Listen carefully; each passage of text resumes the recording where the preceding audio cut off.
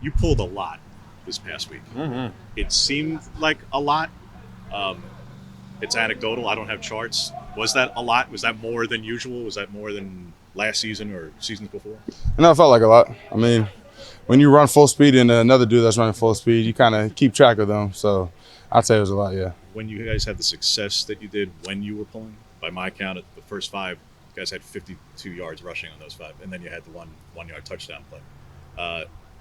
So I feel like again, you guys are all big guys, so you weren't the only one pulling, but you're the biggest of the guys pulling. What does that feel like when you are 6'5", 340 and pulling through guys? I mean, it's just, I don't know. I've been kind of in this body my whole life, so I always felt heavy. But, I mean, just me pulling isn't the one getting the job done. There's all 11 of us on the field. I just did my 111th. And if it turned out good, that's what I'm supposed to do. So,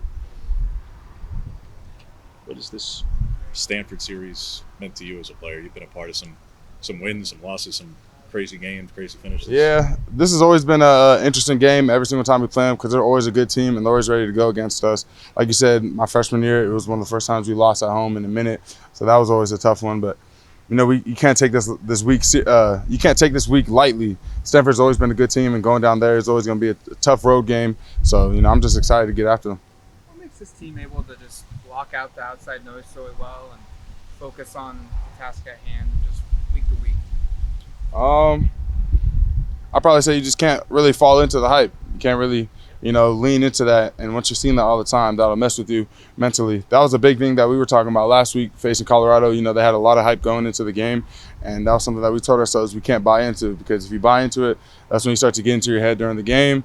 And then that's when the team starts to fall apart because you're scared of something that you never even saw before. So, you know, once you just block out the outside noise, that's one of the biggest things that we always say, just block out the outside noise and just worry about what you have to do. We'll be all right. What does it say about the team leadership, the player leadership of this, a lot of guys? That's hard to accomplish, to get that many guys to do that. Yeah, I feel like when you establish that as the standard throughout the year, to just not worry about what other people are saying, by the time you get around the season, it makes it a lot easier to be able to do it. So, I mean, just throughout this whole entire year, we've heard about, you know, all the opposing teams that we're going against, but it doesn't matter who we're going against because we're really only always going against us. So, I mean, that's just important. Everyone knows that. Everyone understands that. And, you know, some people are still working on it. Obviously, it can be really tempting to fall into a lot of the noise around football games, but once you master that craft of being able to block it out, you should be good. How much did you enjoy this past weekend? Just in that, I mean, again, like guys always get into shouts, so I'm not going to make more of that, but like, it seemed like you really were particularly enjoying yourself, even compared to other times. Yeah, I mean, it always feels good being able to go out there and execute what you always say you want to do throughout the week. So, you know, when we get to shout, we kind of have a rule that you can't celebrate shout when it's a close game. You got to actually solidify your win and make sure that you're actually doing what you need to do. So every time I hear shout, you only have so many home games, and this is my last year coming around. So I try to appreciate every shout that I get and, you know, have fun with it, because once it's gone, it's gone. You don't get to do it the same way that you do it now. So Kind of an unusual road environment. Usually go into a place you're expecting a lot of crowd noise. Stanford typically hasn't. How, as an offensive line, is that challenging at all? Or, I mean, obviously you don't have to change your signals or anything pre-snap, but what does that cause any problems? I mean, I'd say it's honestly nice if there's not a lot of crowd noise, because then we could actually talk as an O-line. You know, when you go against big stadiums with very in-tune fans, like, it's hard to hear anything. Perfect example, Ohio State. You didn't hear nothing, and we were right next to each other trying to talk to each other. So, like, going to this stadium where they say there's not a lot of crowd noise, obviously we're going to expect the worst, and we're going to expect that it's going to be a full crowd and it's going to be loud. But, you know, if there isn't, then hopefully we use that to our advantage and just execute properly and communicate. How much does two? How's Bo gotten better in year 2 here? I mean, you see it as he plays. He just knows what he's doing out there every single play. You can tell that he understands the defenses all the time. I think one of the things that I appreciate him the most about is really connecting with the offensive line, and he's done a good job of that, you know, throughout the whole entire year. The O-line is a young group, except for me. I'm the only one who really played with him last year. So, you know, with him coming back and making sure that the O-line has been good, I think that helps with the connection between the offensive line and the quarterback, which helps you go execute on the field. And you can trust whoever's behind you, and he can trust whoever's in front of him. How's he done that? Making sure the O-line's good. Just little things, you know, actually talking to people, talking to your teammates, you know, getting to know each other.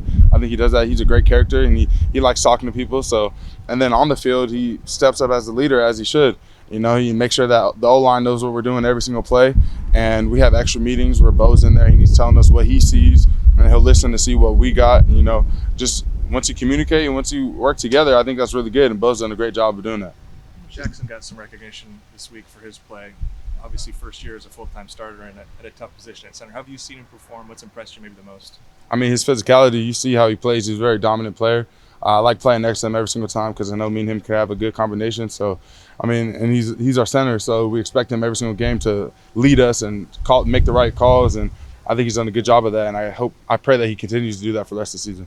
How much does the game 2 years ago down there still stick with you, bother you? Honestly, not really. It was 2 years ago. That was a whole new coach. That was an old coaching staff. Half the people that was on that team ain't here now, so you can't really do nothing about what happened 2 years ago. You just got to not let it happen again. Bailey, their number 23, their edge guy. I don't know how much you'll get him into the interior necessarily, but if you're pulling, like we're talking about, what makes him a challenge from a TFL pressure kind of perspective? He's a really good pass rusher. You can see it within. He's very versatile off the edge, and he drops into coverage a lot. So I think he's going to be a really good piece on that defense. You know, we just got to be able to. Once again, we got to make sure that we're doing what's right, and if we're able to go out there and execute and do what we need to do, then it should turn out how we want. But no, 23 is a really good player. The whole entire defense is really good. 51, 94, all the guys up front. You know, it's going to be a challenge this week as it always is.